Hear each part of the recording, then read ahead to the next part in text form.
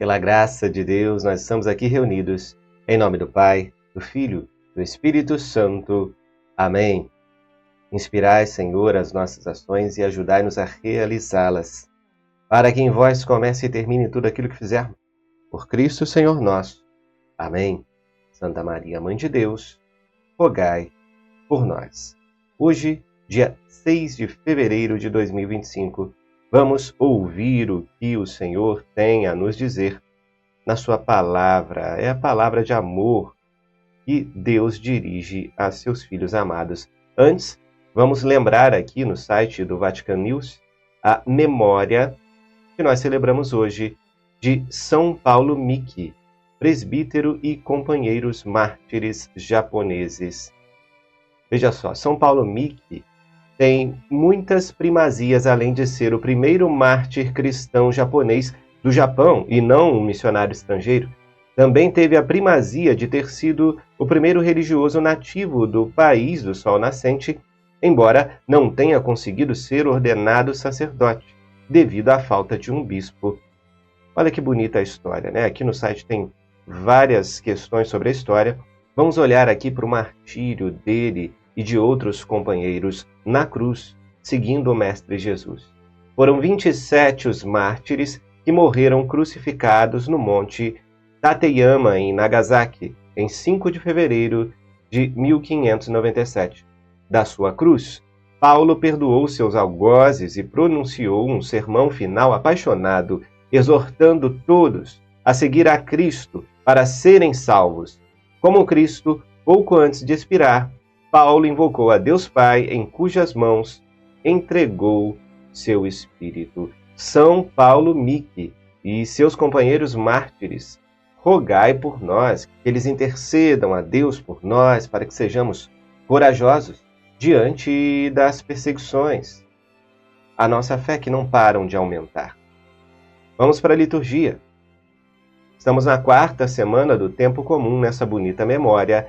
A primeira leitura está na carta aos Hebreus, capítulo 12, versículo do 18 ao 19, depois do 21 ao 24. Irmãos, vós não vos aproximastes de uma realidade palpável. Fogo ardente e escuridão, trevas e tempestade, som da trombeta e voz poderosa, que os ouvintes suplicaram não continuasse. Eles ficaram tão espantados com esse espetáculo que Moisés disse: estou apavorado e com medo. Mas vós vos aproximastes do Monte Sião e da cidade do Deus vivo, a Jerusalém celeste, da reunião festiva de milhões de anjos, da assembleia dos primogênitos, cujos nomes estão escritos nos céus, de Deus, o juiz de todos, dos espíritos os justos que chegaram à perfeição, de Jesus, mediador da nova aliança, e da aspersão do sangue mais eloquente que o de Abel. Palavra do Senhor, graças a Deus.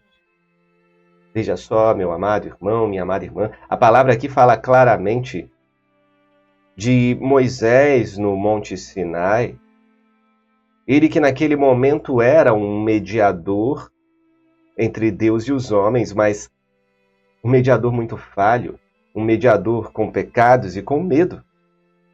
E diante daquelas manifestações tremendas de Deus, o povo tremeu e o próprio Moisés tremeu de medo. Porque eles ainda estavam com um coração a caminho, um coração ainda sendo educado para a vinda do verdadeiro mediador. Agora nós temos acesso ao único mediador entre Deus e os homens, nosso Senhor Jesus Cristo. O sangue de Abel,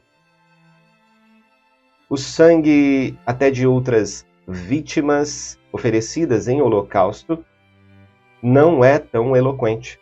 Na verdade, não chega nem perto do sangue, do sacrifício perfeito de nosso Senhor Jesus Cristo. Lavados, purificados por esse sangue, que nós nos aproximamos com confiança do trono da graça. É que nós podemos entrar na Jerusalém celeste, não é mais um templo aqui da terra, mas um templo celeste que nós buscamos. A liturgia na igreja, na sua paróquia aí, é uma liturgia que aponta para o céu.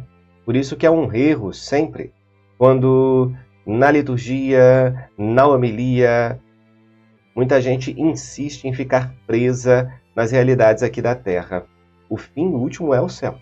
Nós vamos sim cuidar bem de todas as coisas aqui, sem esquecer de que o nosso destino final, a nossa luta, é para alcançar o céu. Né? O Salmo de hoje vai continuar na mesma linha. E aí você vai ver que vai ficando mais evidente. É o Salmo 47, em algumas traduções 48, o refrão diz assim: recordamos, ó Senhor, vossa bondade em meio ao vosso templo. Grande é o Senhor e muito digno de louvores na cidade onde ele mora. Seu Monte Santo, essa colina encantadora, é a alegria do universo. Monte Sião, no extremo norte situado.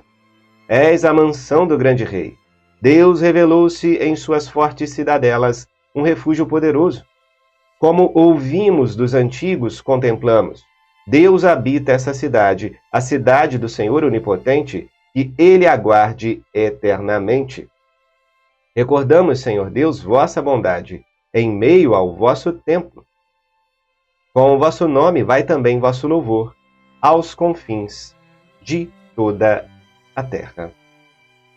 Olha que belo salmo que tem total ligação com a primeira leitura, falando do templo de Deus. Mas aqui o salmista tem um sentimento muito nacionalista, muito patriota, designando um lugar aqui na terra como a casa de Deus, Monte Sião, Jerusalém, aqui da terra, o templo de Jerusalém, para onde iam todos os judeus, para adorar o único Deus. Mas era uma aliança provisória. Como pode o Deus Criador do céu e da terra ficar preso em um templo? Não dá para prender esse Deus em uma caixa. Mas é isso. Essa leitura do Salmo é uma passagem para que a gente entenda a passagem de um sentido para o outro. E a liturgia, a igreja muito sábia, coloca aqui para que a leitura da carta aos Hebreus ilumine esse salmo do Antigo Testamento, para que a gente perceba que o templo verdadeiro é a Jerusalém celeste, para onde nós estamos peregrinando. Os nossos templos aqui da terra são uma figura, eles prefiguram um pedacinho do céu que desce à terra quando Jesus está no altar. Esse mediador entre Deus e os homens, Jesus, é o Senhor da glória, é a Ele que adoramos. Quando Ele vem, nós temos uma conexão com o céu. A cada missa há uma conexão direta com a Jerusalém celeste. Você entende isso? Entende o valor da Santa Missa? Vamos avançar para a leitura do Evangelho. O ponto ápice da nossa liturgia de hoje está em Marcos, capítulo 6, versículo do 7 ao 13. Naquele tempo, Jesus chamou os 12 e começou a enviá-los 2 a 2, dando-lhes poder sobre os espíritos impuros. Recomendou-lhes que não levassem nada para o caminho, a não ser um cajado, nem pão, nem sacola, nem dinheiro na cintura. Mandou que andassem de sandálias e que não levassem 2 túnicas. E Jesus disse ainda: quando entrardes numa casa, ficai ali até a vossa partida. Se em algum lugar não vos receberem, nem quiserem vos escutar, quando sairdes, sacudi a poeira dos pés, como testemunho contra eles. Então os 12 partiram, pregaram que todos se convertessem. Expulsaram muitos demônios e curavam numerosos doentes, ungindo-os com óleo. Palavra da salvação, glória a vós, Senhor. Olha que evangelho interessante, né? Aqui Jesus nos traz a dimensão missionária da igreja. É preciso ser uma igreja em saída, como pede o Papa Francisco. É preciso se encher de Cristo para levar Cristo aos irmãos. Outra dimensão é a providência divina. Nós devemos confiar mais naquilo que Deus tem para nós quando nos dispomos a fazer a vontade dele com esforço, com sinceridade, com a reta intenção. Ele vai sustentando. Ele não sustenta as flores, os pássaros, os animais, toda a criatura. Quanto mais nós, obra-prima de suas mãos, Deus vai sustentar. Está faltando algo aí?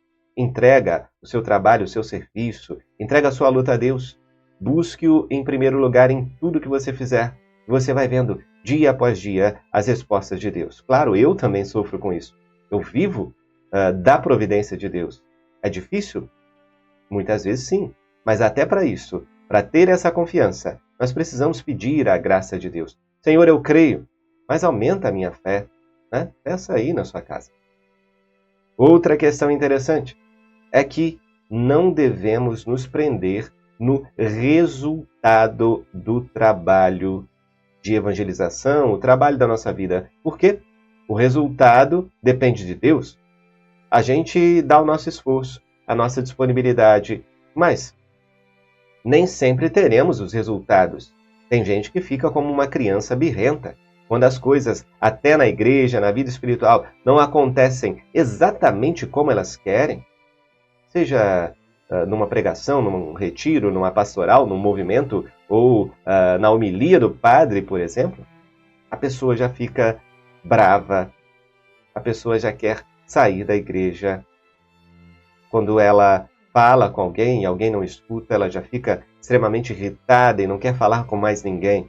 Ora, Jesus aqui dá a receita. Quando não nos ouvirem, vamos partir para a próxima missão.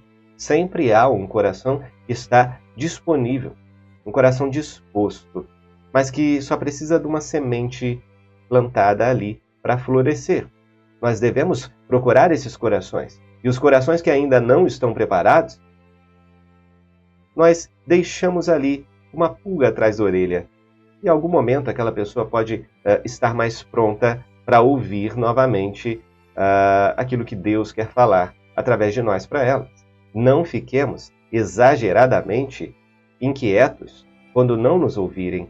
Às vezes é necessário sacudir a poeira dos pés e partir para uma próxima missão, para que a gente não perca tempo.